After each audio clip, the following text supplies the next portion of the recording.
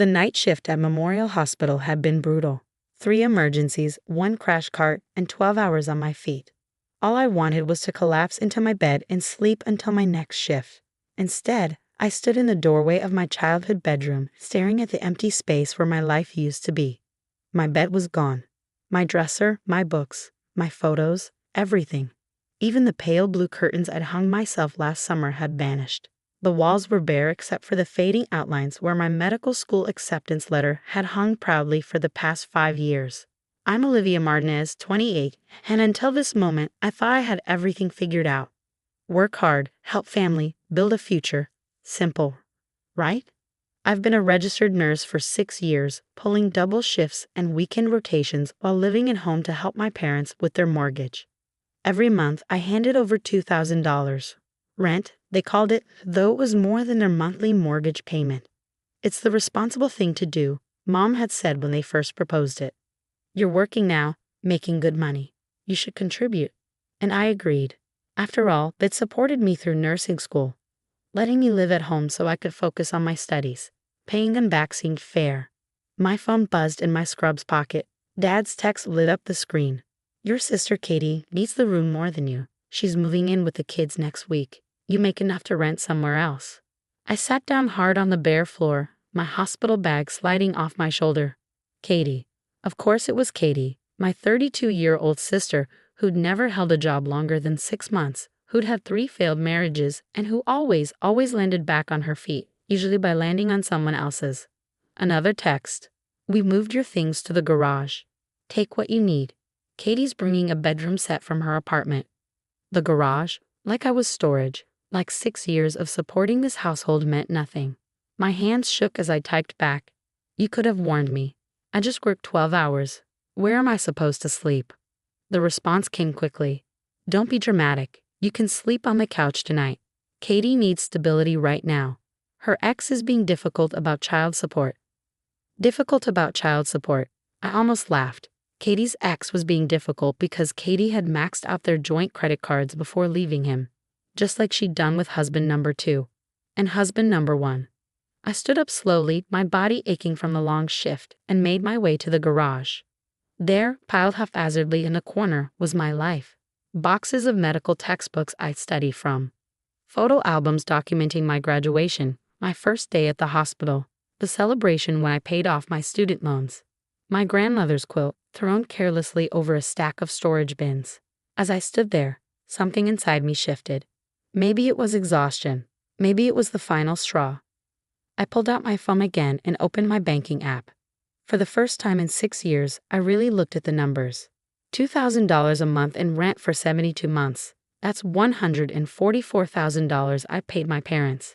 Out of curiosity, I Googled their mortgage information. Public records are fascinating things. They'd refinanced 5 years ago. Their monthly payment was $1,200. I'd been paying their entire mortgage plus $800 extra every month for 6 years. My hands weren't shaking anymore as I opened my notes app and started calculating.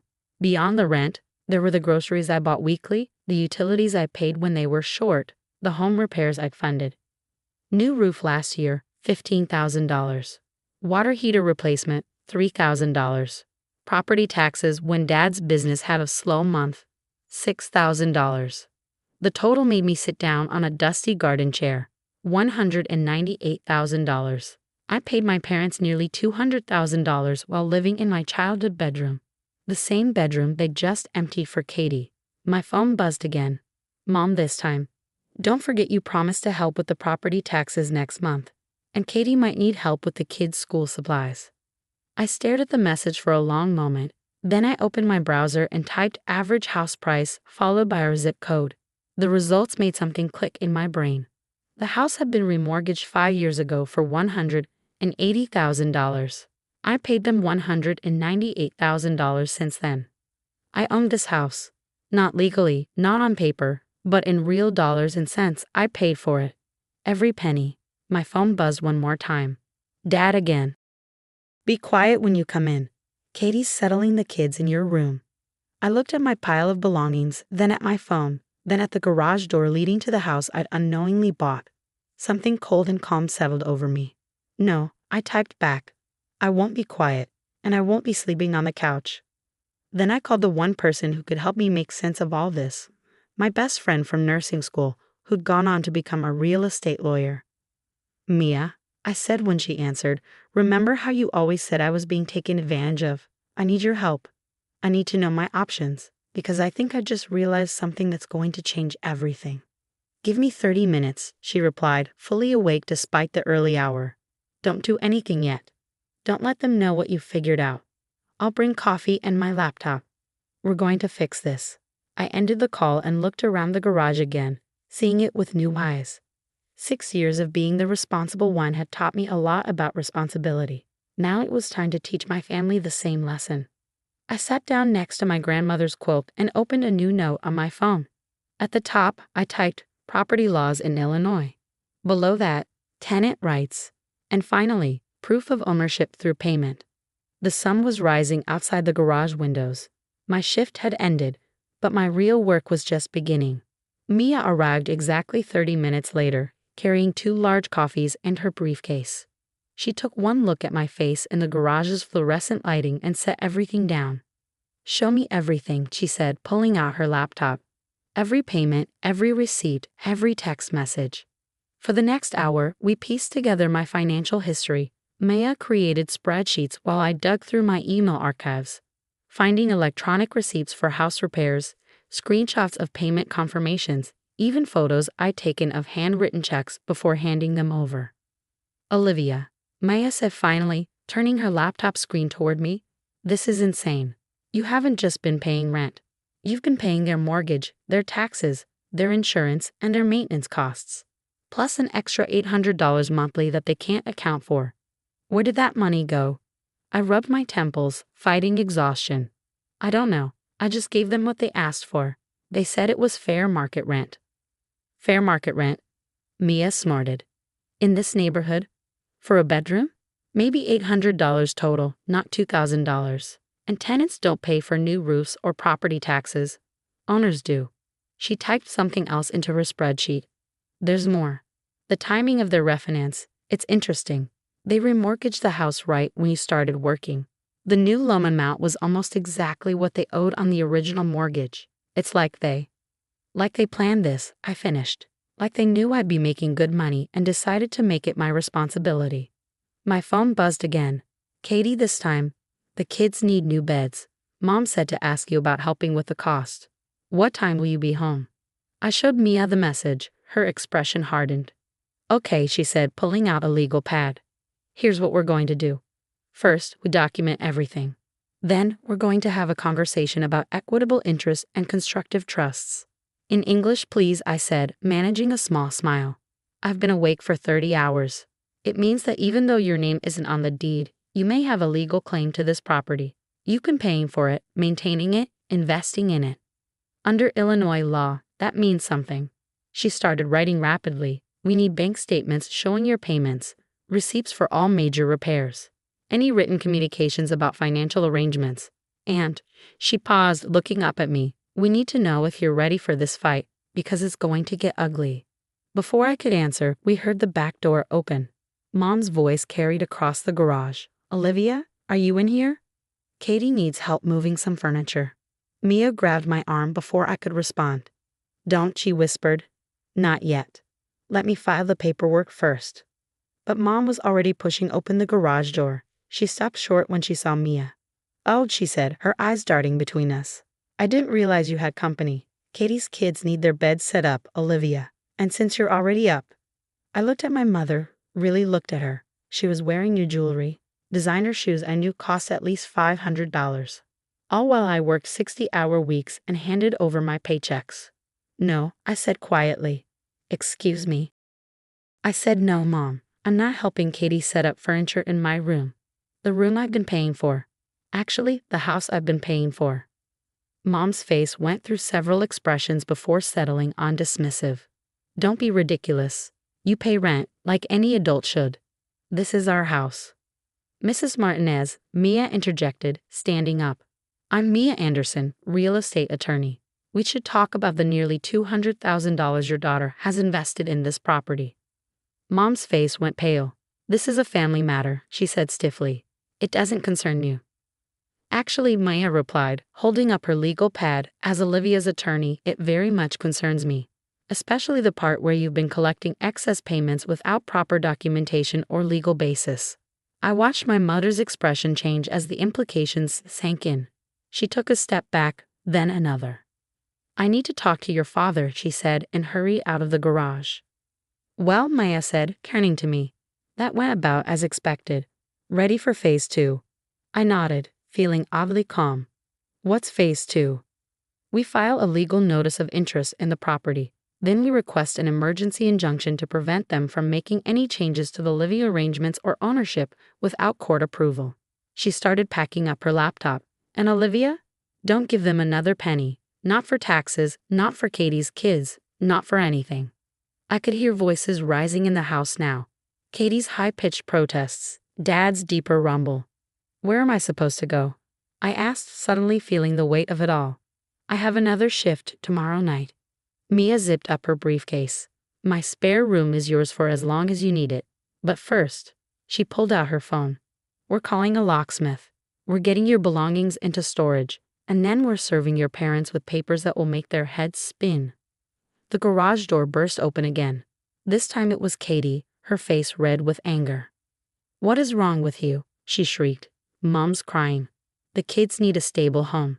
How can you be so selfish? I stood up slowly, my nurse's calm taking over. Katie, when was the last time you paid rent anywhere? Or bought groceries? Or contributed to anything? I have children. Yes, you do. 3 children from 3 marriages. And every time things get tough, you come running home to Mom and Dad. Except it's not Mom and Dad paying for it anymore, is it? It's been me, all along. Katie's mouth opened and closed several times. Behind her, I could see Mom and Dad hovering in the doorway. We took care of you, Dad said gruffly. Put a roof over your head. This is how you repay us. No, Dad, I replied, picking up my grandmother's quilt. I repaid you with $198,000. And now I think it's time we talked about what that means. I turned to Mia. Let's go. I need sleep before we start phase 2. As we walked to her car, I could hear Katie wailing about unfairness and Mom making frantic phone calls. But for the first time in years, I didn't turn back to fix their problems. I'd learned something important in nursing. Sometimes healing requires surgery. Cutting away the diseased tissue hurts, but it's necessary for recovery. It was time to heal my own life, even if I had to cut away some family to do it. 3 days after moving into Mia's spare room, the text messages started. Not from my parents, they'd gone surprisingly quiet after receiving the legal notice, but from every other family member in our extended circle. Aunt Teresa, how could you do this to your parents, after everything they've done for you? Cousin Michael, your sister's kids need a home. Don't be heartless. Uncle Rob, your mother can't stop crying. Is this how we raised you? I showed the latest batch to Mia over breakfast before my evening shift. They're coordinating, she said, buttering her toast. Your parents are orchestrating a guilt campaign. Classic manipulation tactic. But here's what they don't know yet. She slid a folder across the table. Inside was a detailed financial report. Mia's firm had traced my parents' banking records, all public information, due to the legal filing. What I saw made my coffee go cold in my hand. The extra $800 I paid monthly, nearly $58,000 over 6 years, hadn't gone to home maintenance or taxes. It had been transferred directly to Katie's personal account, every month, like clockwork. They were using you to support Katie all along, Mia said quietly. The mortgage payment was $1,200. Property taxes and insurance, another $400 quarterly. Everything else went straight to your sister. I felt oddly calm as another piece of the puzzle clicked into place. That's why they refinanced when I started working. They knew my nursing salary could cover everything, their mortgage and Katie's lifestyle. My phone buzzed again. This time it was Katie herself. The kids keep asking where Aunt Olivia is. How can you abandon them like this? They need new school clothes. I started to type a response, but Mia stopped me. Don't engage. Not yet. Because there's more. She pulled out another document. Remember that new roof you paid for? $15,000? I nodded. Look at this building permit application. The permit showed a cost of $8,000 for the roof replacement. They overcharged you, Mia said. Probably split the difference with the contractor. Same with the water heater and most other repairs. We're still tracking down all the receipts, but conservatively, they skimmed at least $20,000 off the top of home repairs you funded. I should have felt angry. Instead, I felt something closer to pity. How long had they been planning this? How many family dinners have they sat through, watching me work double shifts, knowing they were bleeding me dry? My phone lit up with a call from Mom. First direct contact in 3 days. Mia nodded. Time to face this. Hello, Mom. Olivia, this has gone far enough. Her voice was tight, controlled. Drop this ridiculous legal nonsense and come home. We can work something out. Like what, Mom? Another payment plan. More rent to support Katie. Silence on the other end. Then, we're your family. Everything we did was for family. No, I said, surprising myself with my steadiness. Everything you did was for Katie. I was just the ATM. That's not fair. We gave you a home. I pay for that home. Every penny of it. And then some. Want to talk about the roof scam? Or should we discuss the monthly transfers to Katie's account? More silence. Then in a completely different tone. What do you want? Excuse me? To make this go away. What do you want? We could sign over 20% of the house. Maybe 25. I looked at Mia, who was already shaking her head. Mom, I've paid for more than 100% of the current value of the house. Let's talk about that instead. You ungrateful. Mom caught herself. Fine, if that's how you want to play this. But remember, if you push this, everyone will know what kind of daughter you really are. Abandoning your family, leaving your sister and her children homeless. No, Mom, Katie's not homeless. She has a perfectly good apartment. The same apartment she's been living in while you funneled my money to her account every month. The apartment she's pretending to leave just to guilt me. I heard a sharp intake of breath on the other end. Direct hit. How did you? Public records, Mom. Lease agreements are public records. Katie's been in the same place for 2 years, rent paid on time every month. With my money. So let's stop pretending this is about finding her a home. The line went dead. Mia was already typing on her laptop. That call was exactly what we needed. Their counteroffer of partial ownership proves they acknowledge your claim. And the attempted manipulation about Katie's housing situation. Perfect setup for showing pattern and intent. I stood up, straightening my scrubs. I have to get to work. 12-hour shift in the ICU. You sure you're okay to work? We can request a continuance on the filing. I picked up my hospital bag. I'm better than okay. You know what we say in nursing? Healing isn't always comfortable. Time my family learned that lesson. As I headed to my car, another text came through. This one from Dad. Your mother's right. Everyone will know what you did to this family. I typed back a single line. Yes, they will. Because the truth was, I wasn't ashamed anymore. Let them tell their story. I had bank statements, contracts, and 6 years of receipts to tell mine. 2 weeks after moving out, I stood in front of the courthouse, straightening my blazer. No scrubs today. Mia had insisted I dress the part of the professional I was, not the dutiful daughter they'd taken advantage of. Ready? She asked, briefcase in hand. Before I could answer, I heard Katie's voice. Wait. She was hurrying up the courthouse steps, alone, no kids in sight. Of course not. They were probably at her apartment, the one she'd never actually left. Can we talk? She asked, glancing nervously at Mia. Alone? Please, Olivia. Mia touched my arm. 5 minutes. That's all. I'll be inside. Once Mia was gone, Katie's desperate expression melted into something harder. You have to stop this. Do you know what you're doing to Mom and Dad? Interesting, I replied. That's the first time you've mentioned Mom and Dad's well-being. Usually you lead with the kids. She flinched. They're going to lose the house. No, they're going to lose my house. The one I paid for. It was just temporary, she burst out. The money, the transfers, it was just until I got back on my feet. I checked my watch. You've been getting back on your feet for 6 years, Katie. 3 marriages, 3 divorces, and somehow I'm the one paying for it all. I'm your sister. Yes, you are. And you watched me work 60-hour weeks, fall asleep at family dinners, miss holidays because of extra shifts. all while cashing those checks Mom and Dad sent you from my account. Her face crumpled. What do you want me to say? That I'm sorry. Fine, I'm sorry. But you've always been the strong one, the successful one. You don't know what it's like to struggle. I laughed then. I couldn't help it. I don't know what it's like to struggle. I've been working since I was 16. Paid my way through nursing school. Worked overtime every week to pay a mortgage on a house I didn't even own. All while you lived rent-free off my paychecks. The courthouse door opened. Mom and Dad emerged with their lawyer, stopping short when they saw us. Inside Katie, Dad commanded, "The judge is waiting."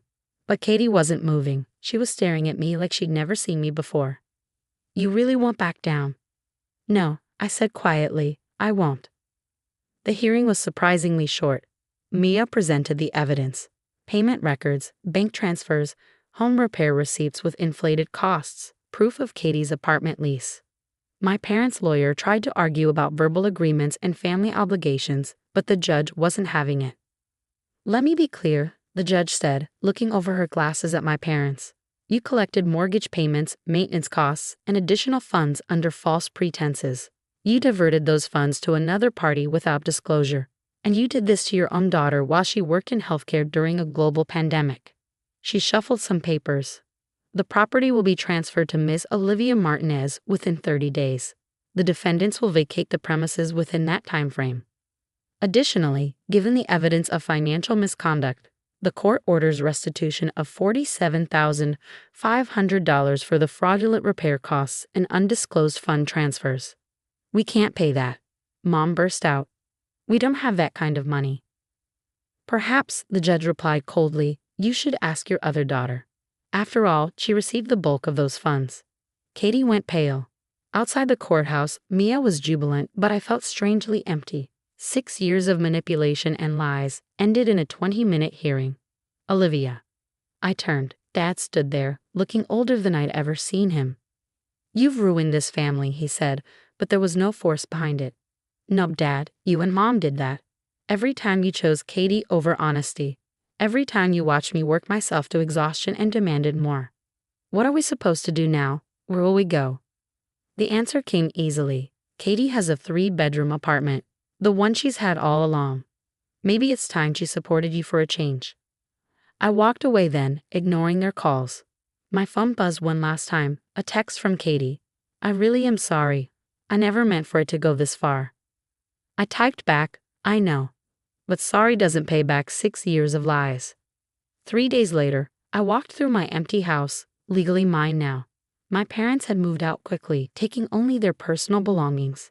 In my old room, I found a photo stuck behind the radiator. Me at my nursing school graduation, smiling proudly between Mom and Dad. I pinned it to the wall, not as a reminder of what I'd lost, but of what I'd learned. That family isn't just about blood and obligation. It's about respect, honesty, and reciprocity. Looking around the empty room, I made a decision. The house would be sold. I'd use the money to buy a small condo closer to the hospital. Something that was truly mine, with no strings attached. That night, working my usual night shift in the ICU, a colleague asked why I was smiling. Just thinking about home, I said, checking a patient's vitals. Oh right, you moved. How's that going? I thought about the empty house, the court order, the family that had imploded under the weight of their own deceptions. It's quiet, I said. Really quiet. And for the first time in my life, I'm exactly where I need to be.